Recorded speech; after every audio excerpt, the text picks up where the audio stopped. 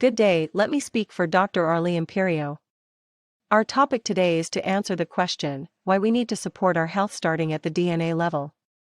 There are several important reasons. First, our DNA contains the blueprint of our life for our growth, development, repair, homeostasis, and ultimately for our survival. This is the reason why we say our life starts and ends at the DNA level. These are the basic functions of our DNA for us. This is our DNA health. Second, the vital importance of DNA stability.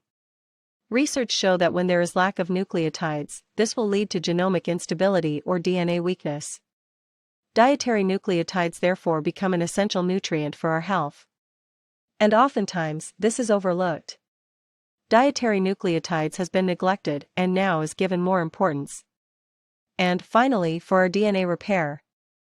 The DNA is damaged regularly from ultraviolet light, pollution, carcinogenic substances, stress and disease.